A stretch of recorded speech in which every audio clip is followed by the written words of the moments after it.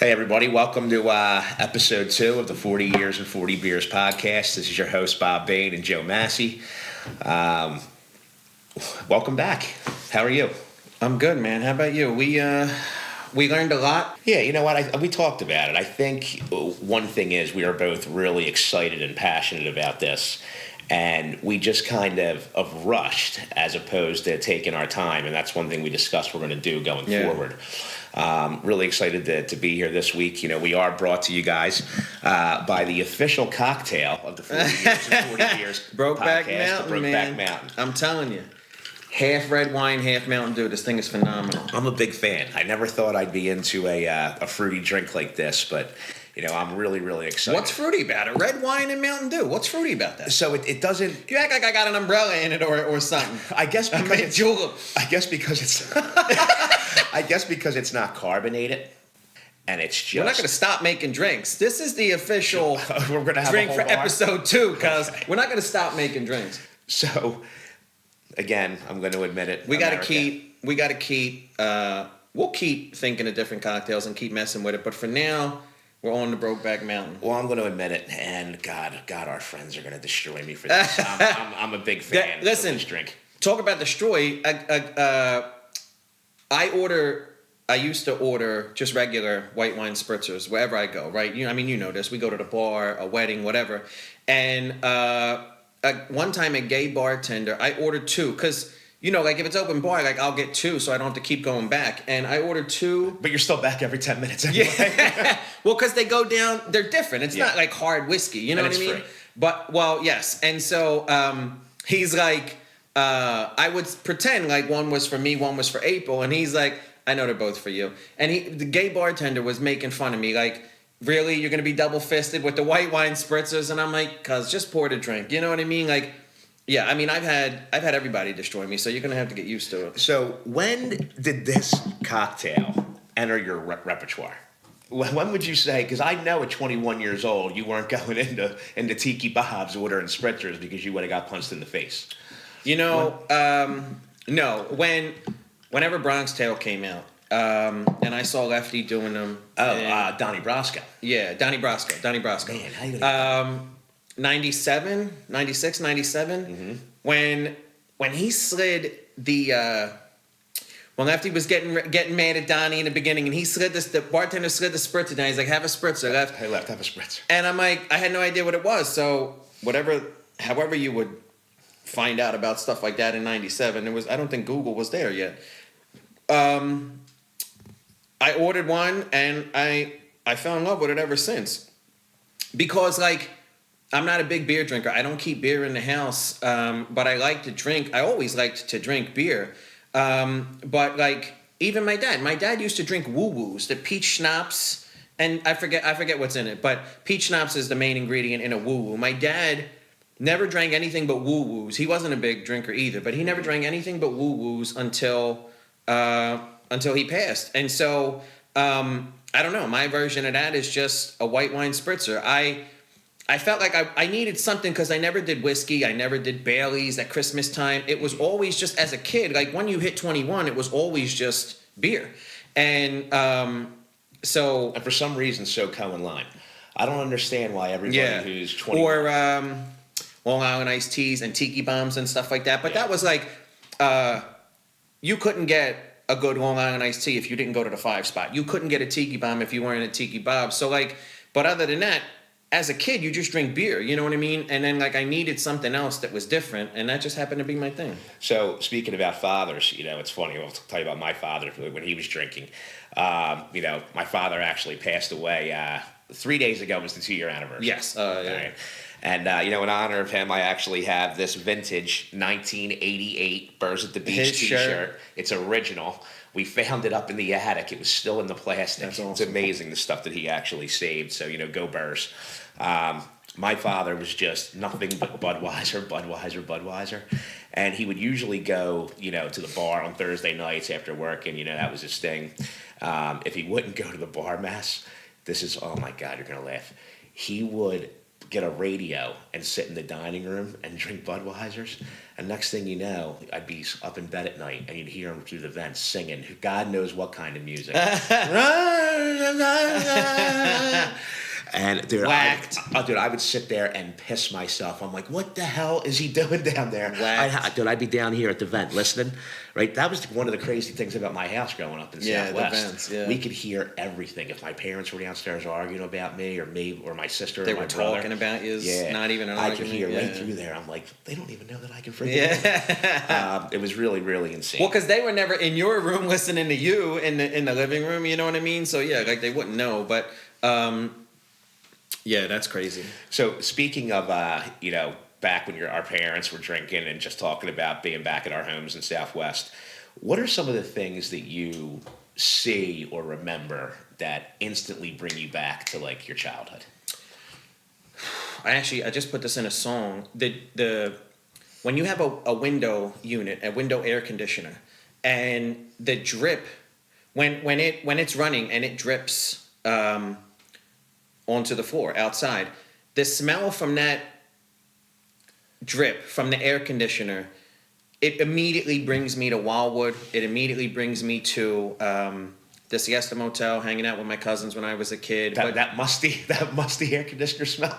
No, the drip outside. I know what you mean. The drip from the air conditioner outside, or just even like to hear it running and see it dripping. But the smell, the sound of the buzzing when it's running, and like the coils on the back of it or whatever. Just that walking by one of them or seeing one of them immediately brings me back to Wildwood, because I could remember walking through the complex of whatever it was, like the motel or whatever, and every room would have one of them. You know what I mean? Like that's one of the big things for me. And then for sure, like different kinds of food over the holidays, or different kinds of things that you see around the house. But one of the big ones that just popped into my head a couple days ago was the drip from the window units. Yeah, see, for me, it's the fresh smell of cut grass, because I grew up right next to Finnegan's Playground. So whenever I smell cut grass, it makes me think of just summer, everybody being over at Finnegan's Playground playing basketball, playing baseball. Yeah. I love that smell, and it instantly brings me back to being 8, 9 years old, which, now that my youngest son is 10, I realize it's probably the greatest time of your life. Oh, yeah. Right? That, 8 to 12 area. And you got it made. You would get up every Saturday. You'd get up. I don't know what you do, but I usually watch Sports Center, right? And then I would get up and go knock on my buddy's door across the street. And we lived on a street called Grover's Avenue, which was wide. It was like Lindbergh Boulevard. Your street was super wide. Yeah, and nobody ever drove. A 4-lane highway. It was unbelievable. Yeah. So then we would play basketball, baseball, hockey, Why was it so big? Were they all like that? So it was weird. It was when they started building the homes in Southwest, it was basically a newer row home block when my father bought it. I think he was actually the original owner. I could be wrong, but I think he may have been the original owner. The houses were wider. So most of the row homes in Southwest were 16 feet wide. Ours was 24, if you remember. Like, you walked in, it was really, really wide. But I mean, the next street over from Grover's, was it designed identical? No, that's what I'm saying. Over, it was Darrell. That's what I'm saying. So it was back to being like the 14 or 16 It's foot so row weird. homes. Like, it wouldn't even be, it wasn't even confined to like a little area of the city. It was just that street. Yeah, and then, well, you know what? No, because you had Harley behind it, right? And those houses were kind of nice. Like, that's where, who lived back there? I don't know if you would know anybody who lived back there, but, my Uncle Joe, Uncle Mouse, and my Aunt Mary Ann, they lived back there on Dalewitcher, all those houses. It was almost like my street is what started the houses getting bigger. Different in that area. Type of design. I mean? Yeah. And, just thinking about all that stuff. Did you ever go to the Water Ice place up on Elmwood Avenue on 58th and Elmwood? You would walk in and it had all the monster posters. I don't know. I mean, I'm sure I did once or twice. I don't remember it as a thing we did often, but I'm sure I had to be there. What did you guys do a lot when you were a kid? What is something that you remember? My grandmother had a house down the shore, so literally every summer we would spend as much time as we possibly could there. And I would remember my dad would leave work early on Friday. We would all drive down, stuck in traffic, like whatever it was.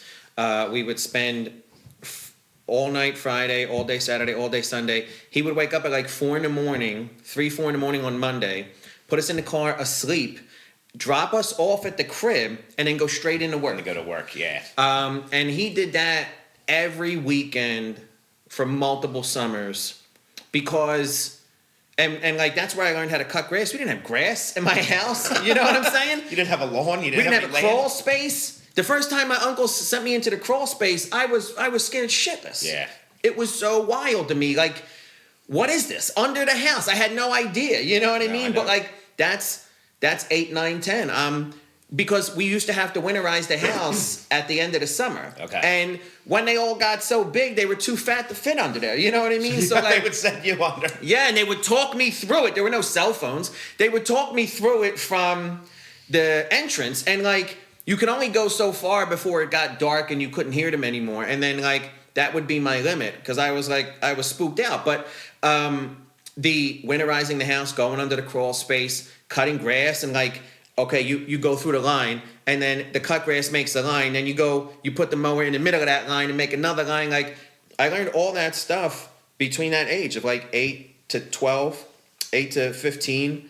But in the summer, that's what we did. And during the school year, it would be football out front. We would walk to Barlow's and Pat's, like up near where the DMV is and all. Like if we had to go get something, but that was it. I mean, we didn't meet you guys until 8th grade. 8th grade. We didn't meet, like I didn't know Vito, Bernie, Rebel, Vinny, any of those guys until I got to high school. Yeah. I connected with Bernie. He invited me around. And then I met April and Becky and all that. But like, I was like in my own little bubble out by the airport. You know what I mean? Yeah. But Wildwood was, in the summer, Wildwood was the thing for us. And as I got older, me and April would go down sometimes like in October or whatever, like if we had the house to ourselves. But it was really just Wildwood. And that's what I'm saying. That smell from the air conditioner brings me back to summers as a kid. Well, you know what got me thinking about this too was I have this TV service where I can watch shows from the past, and I was watching Alf. And Alf is phenomenal, dude. Yeah. And I said it to you earlier when we were just setting up. I said, why don't we have shows anymore with fuzzy little aliens running around? Alf was so... I loved Alf. But when, like, there's shows where... So at the end of that, right? And I hope you remember this. So...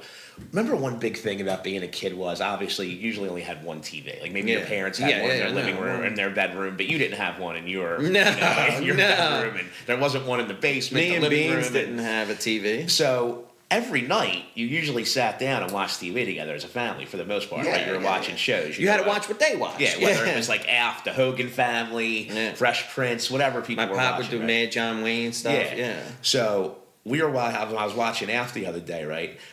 At the end, it would always be like at the end of the credits, the production company that did the. Do you remember there were a ton of shows when we were kids, and it would be like, Sit Ubu Sit, Good Dog, Roof. Yeah, we had a Weimaraner. Is that what it was? Is that who Ubu was? Yeah. How do you remember that? Because we had one, and okay. My dog's name was Isis. The nickname was Boo Boo because my mom thought it was Boo Boo. Of course she did. Sit, Boo Boo, sit. Mm-hmm. And I don't know why she would call a dog a kitty, but the dog's nickname was Boo Boo Kitty. And she got that from the commercial.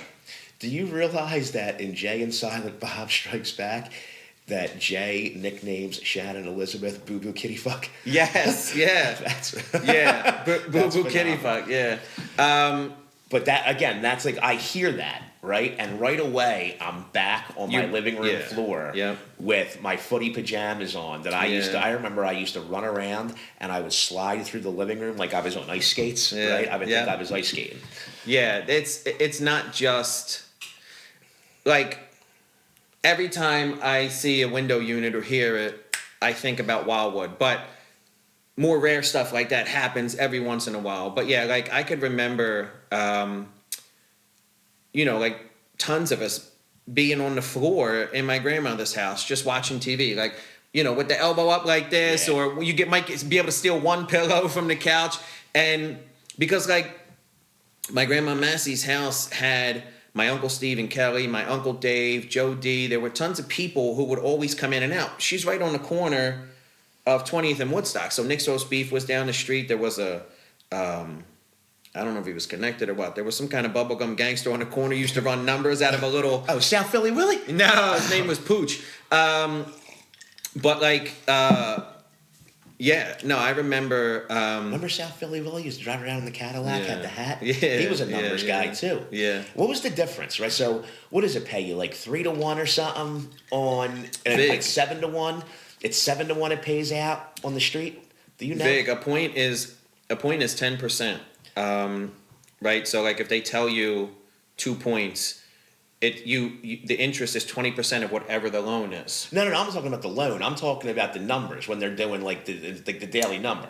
So you can either play the number with the lottery, right? Right. Or you have guys on the street who take the number. Yeah. You're not talking about sports betting. You're talking about lottery. No, I'm talking about lottery. Yeah. So it on was the just, street it pays like 7-1, I think. So like, why are people just going down and finding these people standing around South Philly? Because 9 times out of 10 you don't hit the lottery.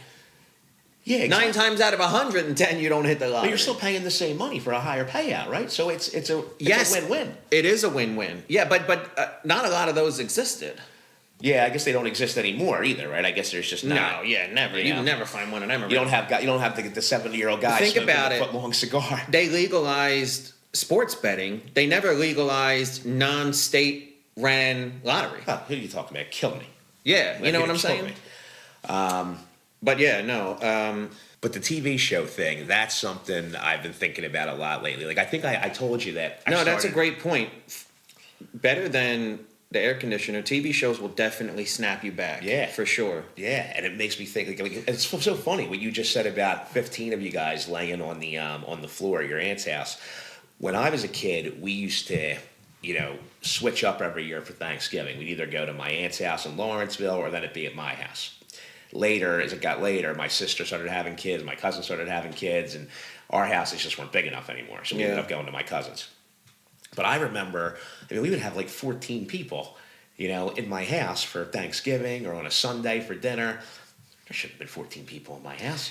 It was the best, though. Oh, yeah, absolutely. Just, you got like 8 I would people so on the couch. look forward to being at the kiddie table or just being there. Even now, like, we still rotate.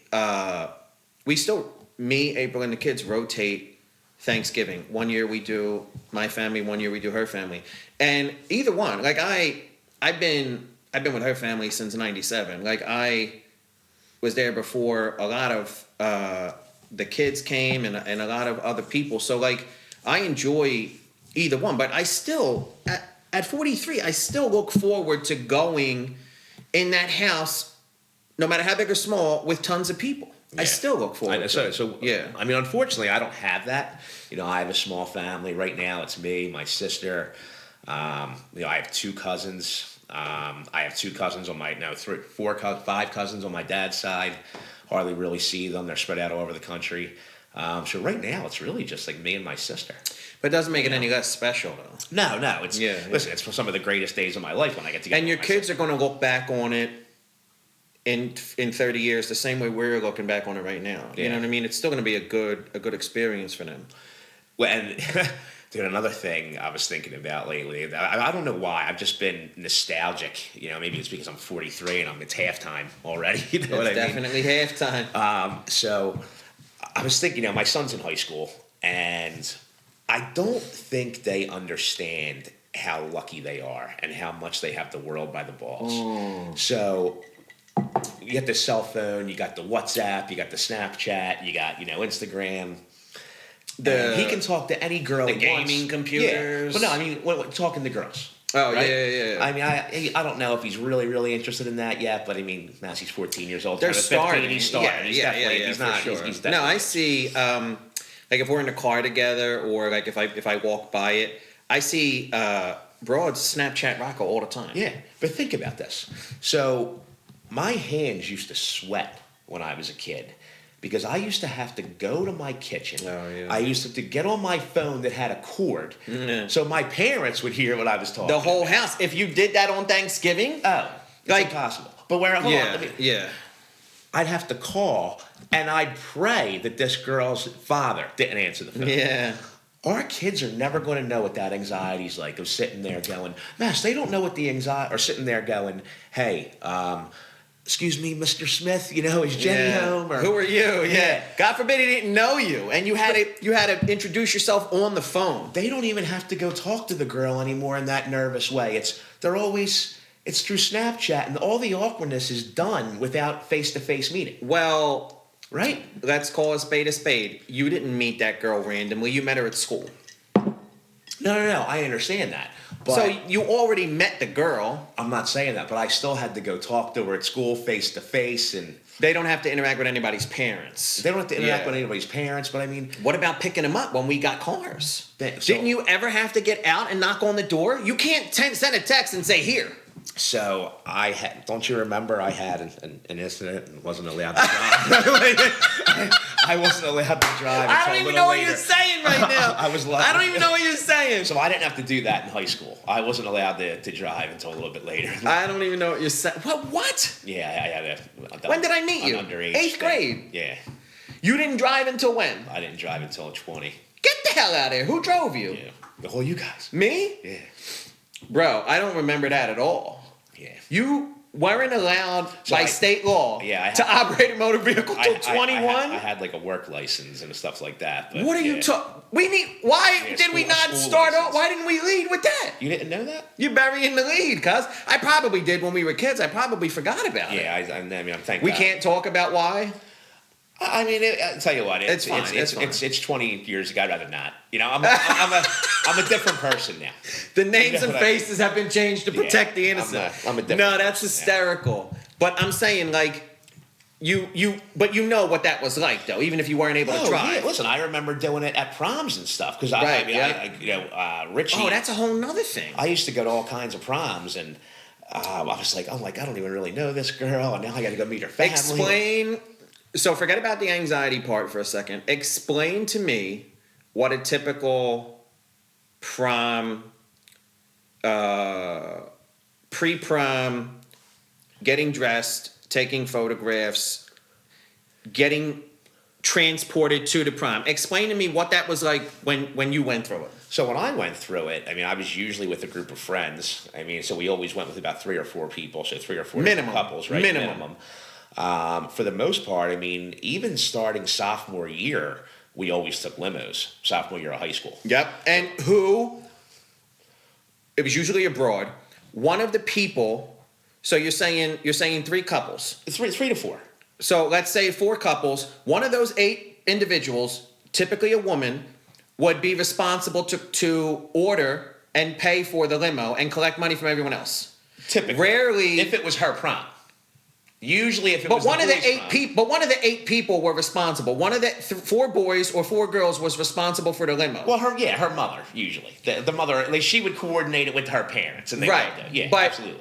But she would coordinate it with her parents, and she would collect money from everyone else. Did something happen? Did you have a bad experience with the limo? No, I think that the whole. Okay, so that covers the limo. What happens the day of? The day of, so usually the day before, you're going and getting your tux, right? Usually get it the day before to make sure it fits. You go, I would get dressed at my house. I wouldn't get dressed with anybody else. It wasn't a wedding day. Right. You know what I mean? Yeah. I would get dressed at my house, and depending, like my half, my mom took care of the limo. So the limo came and got me and my date first, and then we went and picked everybody else up, got pictures at everybody's house. Yes. Okay. Which, the one thing I don't understand is, right, today, the kids got it right. Everybody meets in the one spot. I disagree. I'm saying, I brought this up because I'm saying we had it right. So so you're saying you're inconveniencing the parents and all, they should just be able to stay home and you should be going to them. No. I'm saying I prefer it our way versus our children's way. So every house had a fucking spread of food. Every house, at least chips. Sometimes. At least chips and soda. We were Irish. We didn't do that. Well, then maybe that's the difference. If you went to a nice Italian house, maybe there was it's some an cheeses Italian out, maybe thing. some prosciutto. We always had a spread, even if we were the first, middle, or last house in that routine. Okay. We always had a spread, and you're right. Everyone's parents were involved. You took pictures at every house, no matter how many people were or were not there, and there was always some way that the parents would share the pictures. So, in other words, if I was the last house, and my parents took the picture with all 8 of us, we would get it to the other parents. You get an extra one developed. Yes. Yeah. You'd have to get it developed. You pay for it, and remember so that's another. Remember going to the photo booth or whatever and getting the CVS, and having how to get cool it was when you could get it same day. Yeah. Remember that? Yeah, 1 hour photo. A few moments later. Now Rocco starts doing it, and it's the same thing. Everybody meets in a house. Maybe you take a picture as a group. Excuse me. Maybe you don't. Good luck trying to ask another parent you just met for the first time if they'll take a selfie of you and your kid, and then they all leave. There's like 15 boys. You got to drive them to the dance. They all get out. There's no girls, but there's breathalyzers, and then they all come home. They breathalyze them at the dance? It's crazy, isn't it? Ninth and 10th graders, and then and then all the boys bounce to nifty 50s or something. They may go back to somebody's house. All the girls go somewhere else. And it's like, it's so bananas to me how, and maybe it's all connected to what you were saying. Like dinner after. I remember going out to like an Adelphia's actual restaurant. Yeah. I got pictures of me and April at Adelphia's after multiple dances. Yeah, that's crazy to me that they just don't. And now, listen, Nick's grade's the same way. I mean, they just had homecoming, and some people went together, but nobody in his group. Very few. Now, I will say, we all met at the high school, took pictures. There were friends who took pictures together. We took pictures with Nick. We took pictures of him before he left, and they all went to the same house. And then we did get this most recent dance. There was they had all 9th and 10th graders. They had like a sit-down dinner and a dance at Anthony's. And we knew the family. We knew some of the other parents involved. So we all met up at the kid's house. But even that, like, we're driving up to the house, and Rocco's like, just drop me off. I'm like, what are you, out of your mind? I got to get a picture, something. Yeah. And he's like, no, I don't think we're doing pictures. I'm like, all right, whatever. I park the car, I walk in with him, and he's giving me the ice grill the whole time. All the boys are standing in the vestibule of the house. I walk right by them. All the parents are in the back room waiting. Take a group shot, take a shot with just your kid, walk out. It was just so cold and different. It's rushed. Yes. Yeah. Rushed. It's impersonal. It's weird. It was just weird. Well, unfortunately, that's the way the world is today, right? I mean, I feel like everything's rushed, right? Yeah. Everybody lives in their own. That's the post-pandemic version of what we went through. You know, listen. You don't have, as our boy Sebastian says, remember years ago, people used to come over. You go, hey, come on in. Yeah.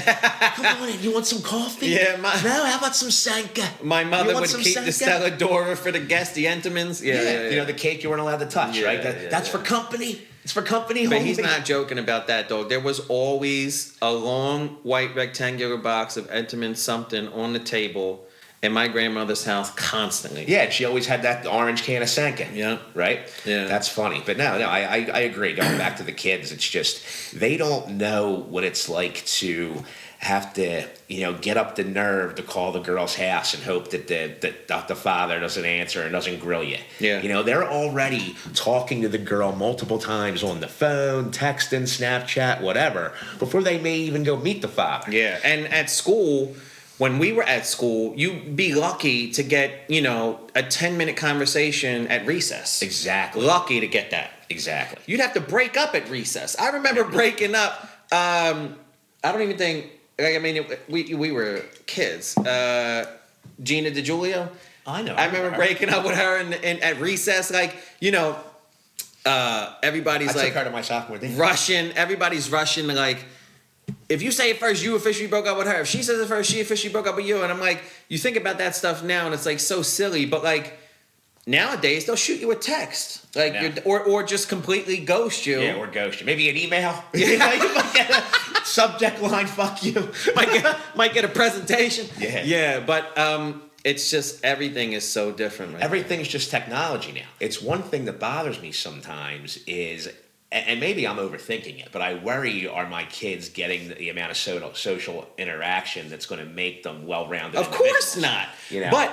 But it's relative to the generation. If they're all lacking that, or if it's all much less than ours was, then at least they're in the same boat. Yeah. You know what I mean? But no, I don't think that. I mean, you and I have proof they're absolutely not getting the same exposure we had. That's what we just spent the last couple minutes talking about. No, you're right. That's why we talked about it. Yeah. All right. So we come to the conclusion that our kids are fucked. Yeah. Oh well. What are you gonna do? So Have another Brokeback Mountain. Got to tell you this story. So Antoinette's home sick today, and I'm like, "Hey, listen, what are you doing?" She's like, "I'm just gonna lay in bed." I'm like, "If you're looking for something to watch, you got to watch From." And she's like, "What the hell is that?" I'm like, "Listen." She goes, "What's it about?" My response is, "Google." Right? So You think I got time to explain this to you? I don't even know how could you answer that question? how is From? Not for anybody who doesn't know what From is, and hopefully somebody from will eventually listen to this podcast. Your camera's over there, by the way. From is on MGM Plus. All right. I think you can watch it on Apple TV, but I think MGM Plus is an offshoot of Apple TV. From might be the newest and best show on television. Right? Do you agree? I agree. It's top 3. Currently running. Currently running. Currently running. Yeah, Currently running. It's in the top 3 for sure. So Now, God. do you or do you not think it's extremely similar to Lost? Just a yes or no. Then go on with your thing. No. No. I don't, because I think because they're the same showrunners, that makes things too obvious. Why would you? Oh, no. I don't mean how it's going to end. I'm saying how it's what we've currently seen on screen. It's identical to Lost. Well, with the timelines, you mean how now we know the there's bouncing around. Yeah, but it's We don't want to give out any spoilers. Yeah, well, we don't know exactly what's happening there yet. I mean, we really. Have I'm no not saying idea. it's going to end like Lost, but I feel like what we've seen so far, the first 3 seasons of Lost and the first 3 seasons of From, I said it's pretty close. It could have similar tendencies. I mean, the fact is, From is much, much more violent, right? It's extremely violent. You gotta remember, Lost was on ABC, cuz. So, but the humans got into the same altercations that these Nightwalker people are getting into with the regular people. And just like No, all you really had. Oh, you mean the others versus the yeah, regular people? and what Benjamin was his name? Who the little weird guy? I think it was Benjamin. Simon, Linus, something. I don't know. I can't remember. It was so long ago. He's on Prison Break or whatever. Yeah, I know. Yeah, The little squirrely guy with glasses. with the spiked hair. Michael Emerson, I think is his real name. But I'm saying like, and just like how From they argue and fight with each other more than the monsters. Yeah, well, I think that's because they have so much anxiety. I mean, put yourself in that situation. So for anybody who doesn't know, the premise of From is basically people get trapped in this town, and at night, this group of shape-shifting monsters comes out to attack them. They only come out at night. They can protect themselves with these talismans that they can hang into a house. It has to be hung. Right, it can't be on the floor. In some sort of Has to be hung. enclosed cave or 4-walled shack or home or something. And then the shapeshifters can't get to them. Now, the shapeshifters are ridiculously violent. They disembowel you. They rip your throat They're out. extremely strong. The supernatural, superhuman something, yeah. And so I don't know that it's completely similar to Lost. I mean, Lost is about people stranded on an island. Yes, I understand they're stranded wait in a while. But tell me how the others are just like the monsters. But the island is just like Fromville. The premise is identical. But it's not, because they can get off the island without going through something or they can get off the island without going through something magical. No, they had to go through that crazy storm or whatever. Well, That's the same thing as the that was tree. to get back to the island. To get off, they just took a regular flight. Because don't you remember the reason the plane went down was because of the electromagnetism? Where are you getting where are you boarding a regular flight on the island? What are you talking about? They flew one off at the end. The very last episode. They flew a regular plane off. The Algier plane. But that's because it came there in search of them. No, I understand that. What I'm saying is, Fromville, you can't leave. You can't. Like, the only reason, think about Jade, Michael. not Jade, what was her name? The broad. The main actress. Tabitha. Tabitha found a way. Yeah, but again, she had to go through a portal of some sort, right? Remember? So, in Lost, right? There's still a portal even involved, when Michael, you're stretching right now. Even when Michael wanted to try to get off the island, right, on his raft, he could have gotten off the island if he wanted to. The only reason he didn't get off was because human beings, the others, stopped him in their real boat. That was the only. It wasn't like some mystical force. I'm not saying it's not more advanced. I'm not saying it's not gripping and phenomenal in its own right. And I'm gonna go out on a limb and say I prefer it over Lost. But there was the weird ocean sky portal thing that they had to get through to come back. It's pretty identical to the tree, cuz come on. It's not that far off. You're stretching now. Well, no. I agree that but it wasn't. You need to go through some sort of weird make-believe portal to get in and out of Fromville. And you only needed to go through some weird sky, ocean, tsunami thing to get back in to the island. I'll give you that. But they're not that far off from each other. Now, what did you think? What is your favorite season? I'm going to say, right now, I'm going to say one because I came in very late. It was new. Even though it's very similar to Lost, Lost is definitely going to go down in history as one of the top 25 of all time. And because it was so new and it was so similar to that as being groundbreaking, like, I'm going to say season one. But I don't know. I don't know how I feel about the ending of season 3. So what's his name? The guy with the scar. Not the man in the yellow. Smiley? Not Smiley. The good guy on our side, on the Fromville people's side. Jim. No, it's not Jim. It's what man with the scar? The guy, the kid who used to sleep in the bus all the time. He's the younger. Oh, the bald-headed cat. He took Julie driving. The bald-headed cat. Yeah, what's his name? I don't know. But the bald head. So, did you notice that the man in the yellow didn't he have a scar? Or he doesn't have a scar on his face yet. Victor's father's house, and Victor was showing Tabitha all the paintings. All right, you actually see a painting of the man in yellow. The man in yellow, and he has a big scar on his face. So obviously, when Julie comes back at the end of the finale of episode 3, right? Obviously, when she comes back from wherever she is, you notice her hair's different. She's different. She looks older, right? So does the guy, the Scarface, does he end up becoming the man in yellow in the future? Maybe, but why would he kill Julie's father? He's friends with Julie. Well, because now he's possessed by... Is he possessed or just old? I don't know. From a different timeline or different... I don't know what you would dimension. It's obvious that they have... The creatures have something for him. Because remember, they said to the sheriff... They said, hey, leave him with us, and here's the keys to the ambulance. They didn't kill him. Then they left him alive on the hood of the ambulance for them to see from the window. Exactly. He was one of the 3 who got possessed, and wrapped up in the weird castle with chains and stuff like that. No, I mean, for sure, I could buy that. But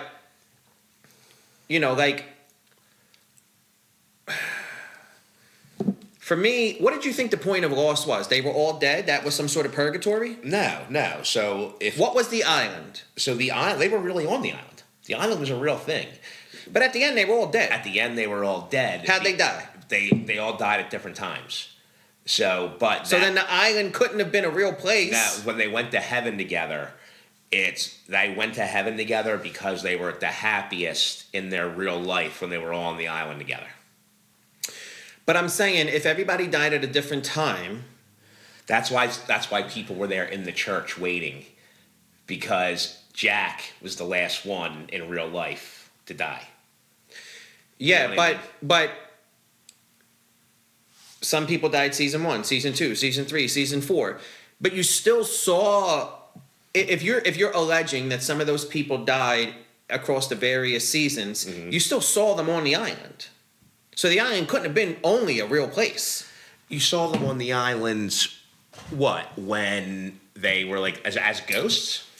That's what I'm saying. If you saw them on the island and they died previously to the plane crash at the end, they had to have been. Well, they talked about the island was a source of the energy source, right? So it was a real place that had that existential energy, existential energy source. So maybe that was the reason. But for the original people on the original flight, Mm-hmm. the island was a form of purgatory. No, the island was a real place. I understand. Yeah. But with some sort of supernatural component to it. Fair enough. And this supernatural component became purgatory for the people that you saw on the screen sometimes. You give me that? Maybe. We don't know for sure. It's a theory. Nobody came out and said Massi's right. It's a but theory. so You're digging. I'm not digging. I'm definitely not digging. I might be wrong, but I'm not digging. The island was a real place and remained a real place. But there was definitely supernatural activity. The fucking smoke, the bears, all that shit. So now But the bears weren't supernatural. They were there from the Dharma Initiative. how long you think a bear survives on that fucking island? Come on, dog. No, I have. Okay, Don't kid yourself. So You're better than this. So the You're bear. better than So this. all right, the island may have kept the bear alive, but the bear wasn't supernatural. All But, right, give me no, I'm saying there was a supernatural element on the island that had a hand in things. Fair enough. Okay, so the island was a real place throughout the duration of the show. There's a supernatural element that may or may not have kept a vision of people there beyond their actual lifespan.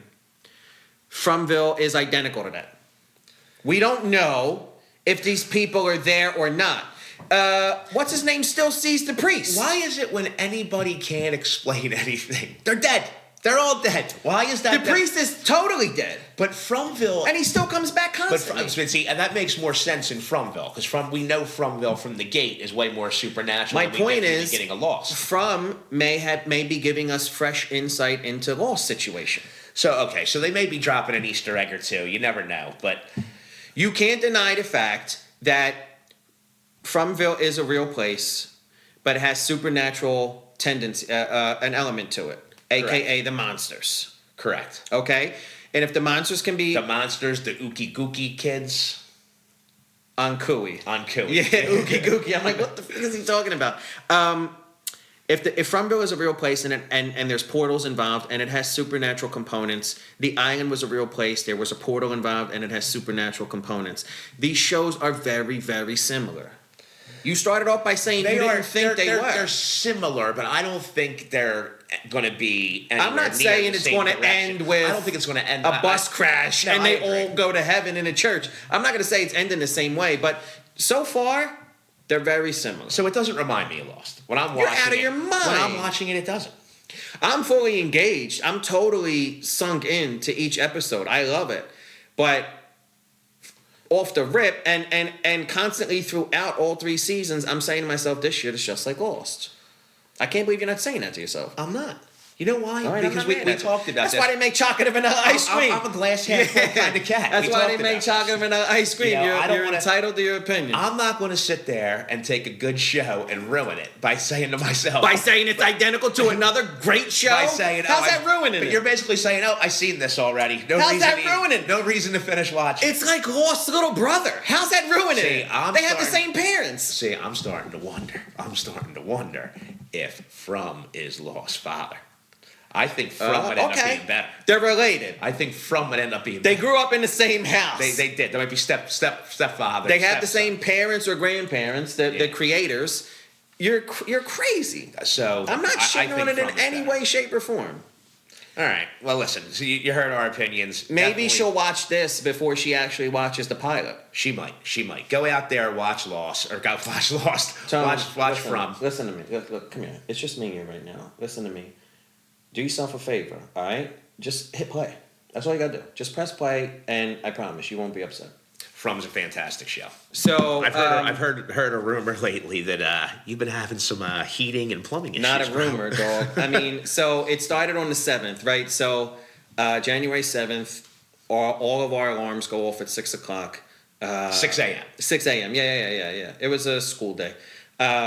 Freezing outside, single digits in Newtown Square, and so we wake up. The routine is usually me and April go downstairs. We get things started in the kitchen, and Rocco usually hits the shower because he's got to leave first. So we're walking down the steps, and April's like, "I smell water," and I'm like, "What do you mean? How do you smell water?" And she's like, "I smell water." I'm like, all right, whatever. Like sometimes, like I haven't had coffee yet. Like I'm like, she's out of her mind. So she makes her way into the laundry room, and it's filled with water. The floor is filled with water, and we have like a double split level. So the boiler room ceiling has a cutout in it, and pipes are going through, and it shares that cutout, and the pipes go into the floor area of the laundry room, and so we see that soaking wet, and I'm like, this isn't it. Like, this isn't the root of the problem. Coming out of the pipes. So we go down into the basement. The boiler room's in the basement, and I have a boiler, an electric hot water tank, the main Verizon equipment, and the main circuit breakers for the house in a little tiny closet in the basement. There's only 2 non-copper pipes, the blue and red PVC pipes going to and from the boiler and the hot water tank. The guy said it was like an old school money-saving trick. When the boiler's heating up water in the winter for the radiators, it sends some of it to the pipes for showers and the sink and all. So I get down into the boiler room, and the red PVC pipe is split in half, and water's shooting directly out into my face. It's shooting... Not only is it shooting into the hole where the cutout is, and so it's leaking onto the laundry room floor, it's shooting directly onto the main circuit breakers for the house. Jesus Christ. So I had no idea what to do. I didn't know where the main shutoff was to the house. I had no idea. So I'm standing in a puddle of water in this little closet. It's shooting onto the thing, and it's shooting onto my shirt, and I'm freezing, and I'm like, just get me some tape. In my mind, I knew it wasn't going to do anything for the leak. I just wanted to get it to go straight down instead of shooting out onto the circuit breaker. So I wrapped some duct tape around it. Now it's shooting straight downward. As I walk out of the boiler room, I hear a giant pop and a spark. I yelled. Everybody yelled. I said, we got to get out of here. So April takes the kids to her mom's. We call them out of school. I'm in the car, in the driveway. I call 911 because I'm saying to myself, I don't know where the main shutoff is, like an idiot. Like, I'm embarrassed to admit that, but like, I'll never make that mistake again.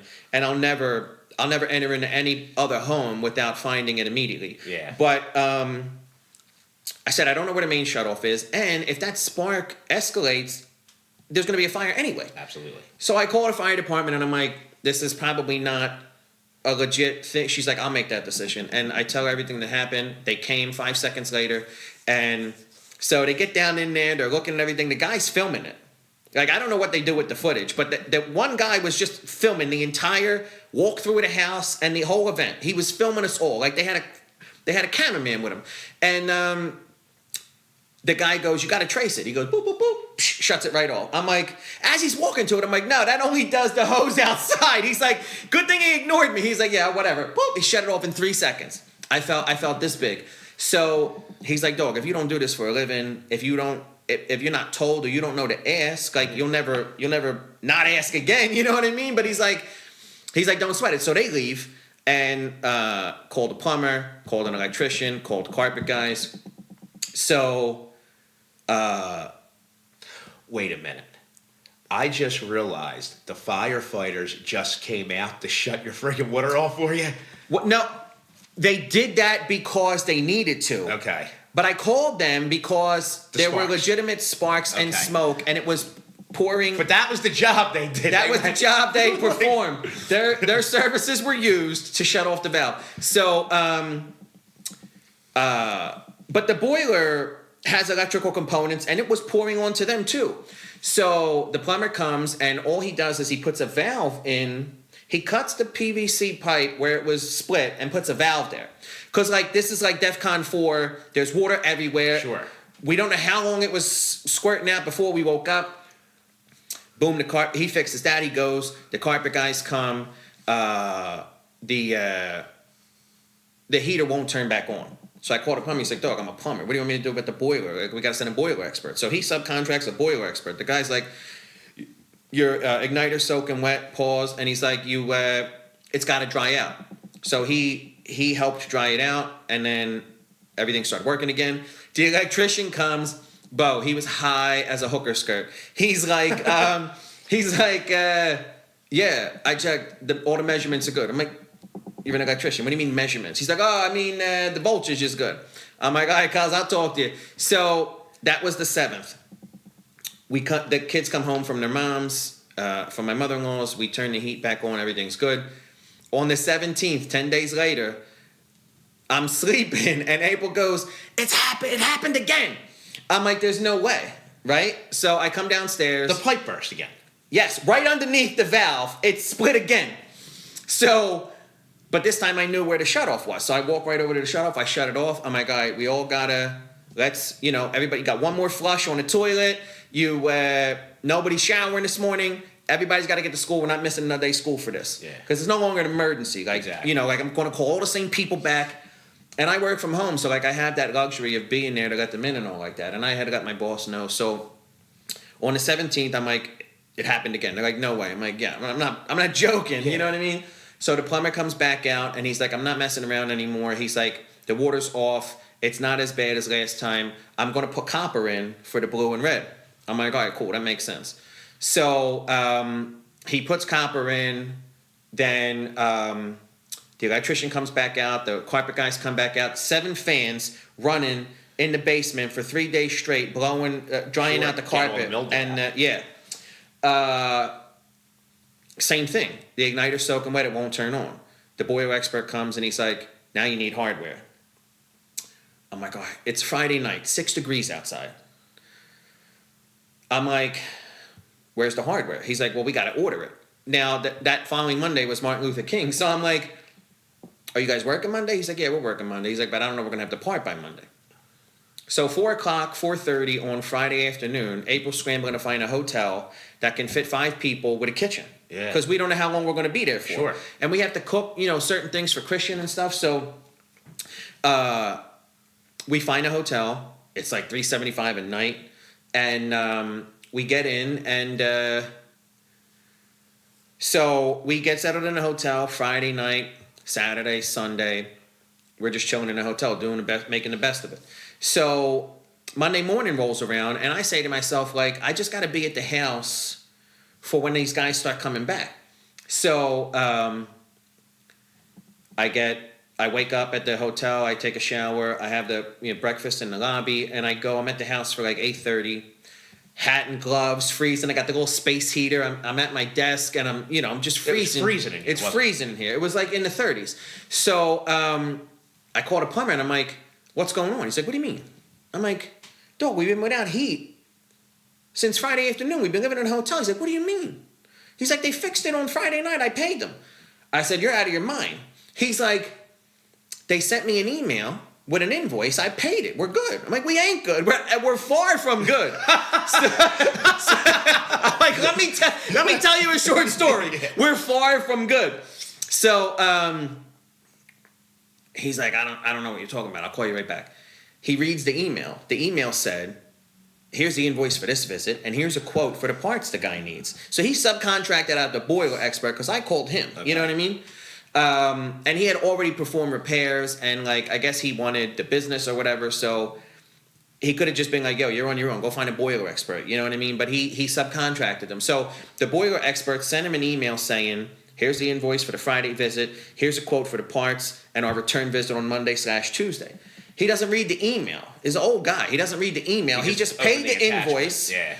And that was it. So he's like, oh my God, I got the parts on my truck. We could have did this Friday night.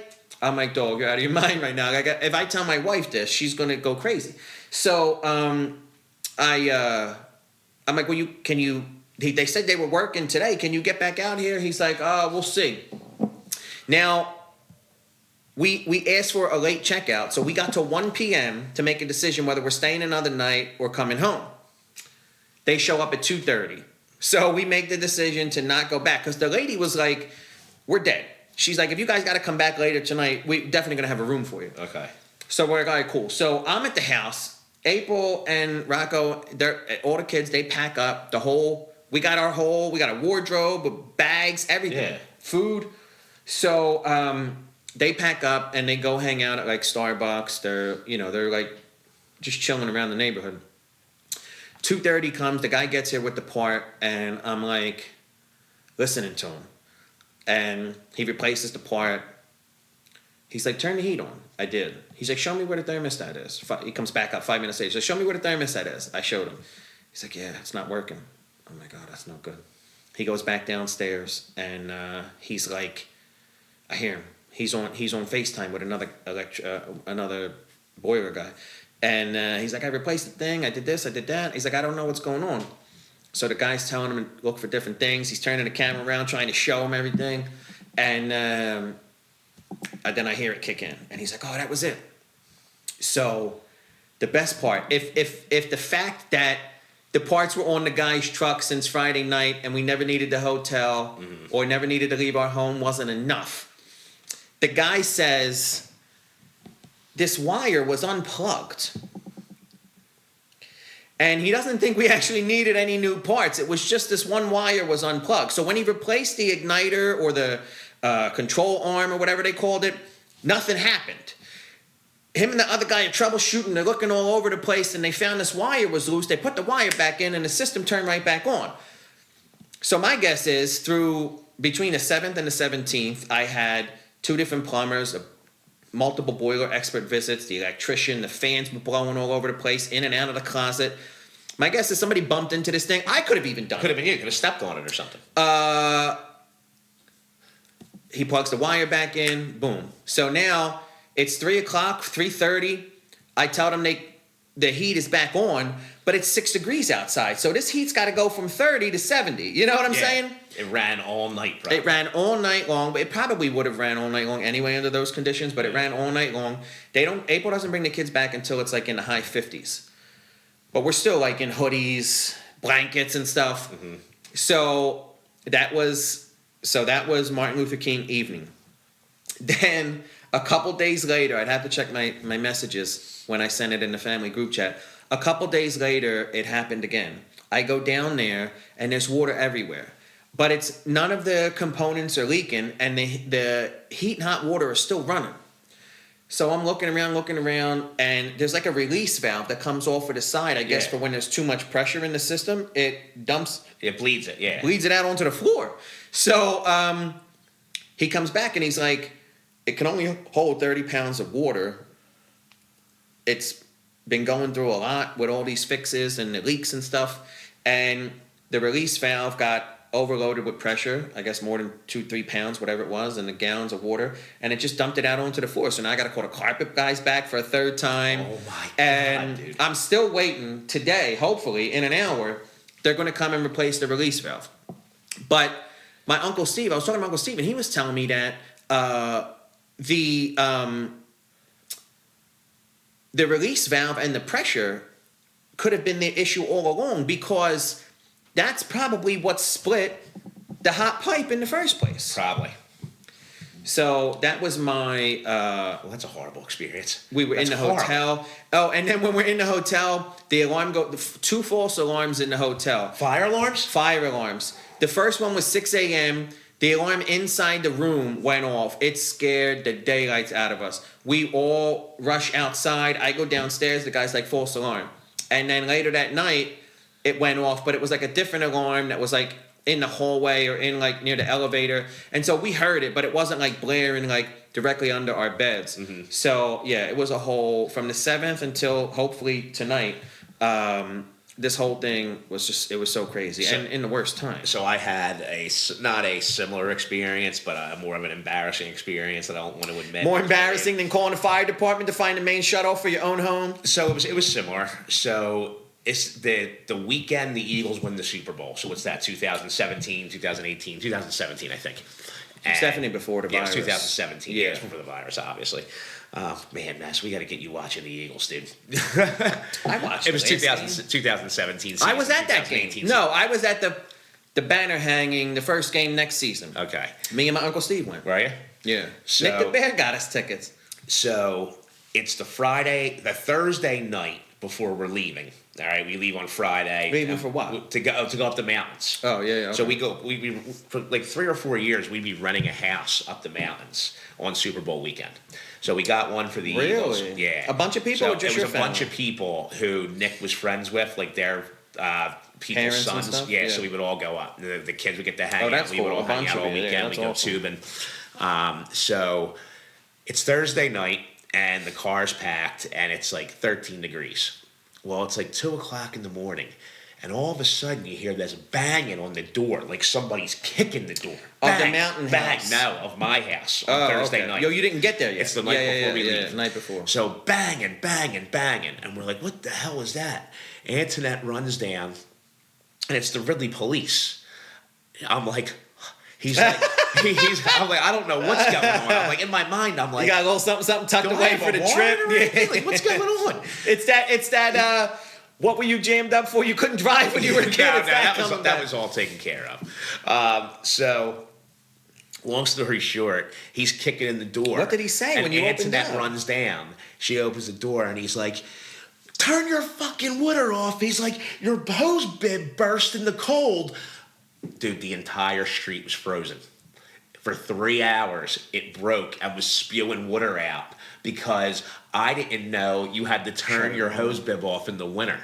So when he comes down, I hear him. I'm down the steps. He's like, you got to shut your water off. She's like, I don't know where it is. She says, I don't know where it is. He goes, I'll come in. I come running down. I'm like, no, you won't. I got it. I go running downstairs in the basement. I turn the water off.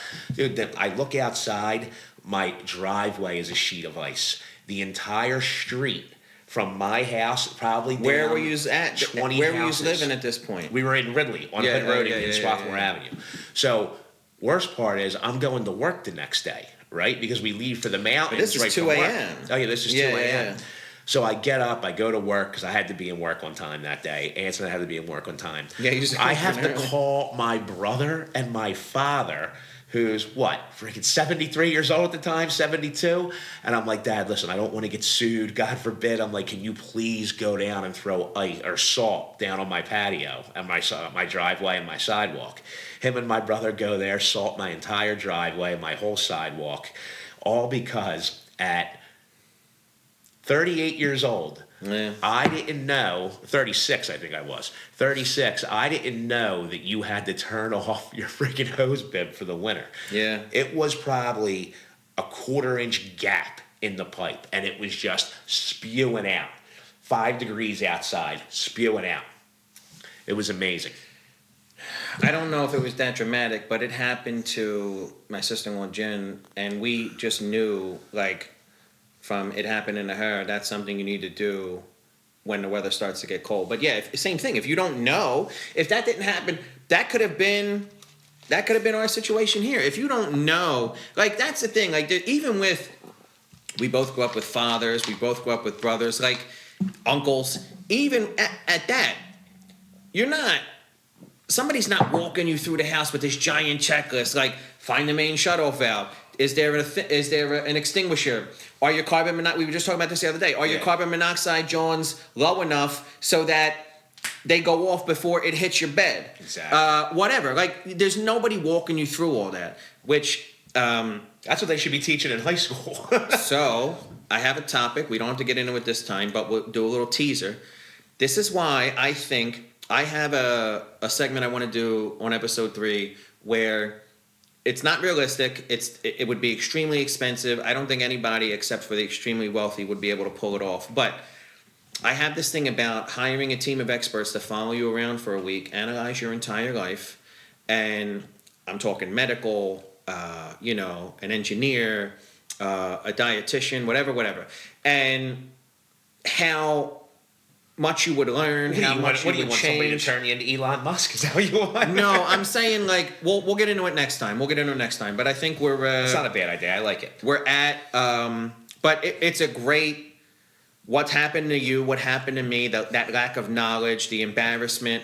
It's a great segue into that topic for next time. But it's the constructive criticism and the negative feedback and the harsh comments that helped us the most, for sure. So. Thank you, everybody. All right, we appreciate you guys listening to episode 2, and we plan on sending this out on 2/7/25.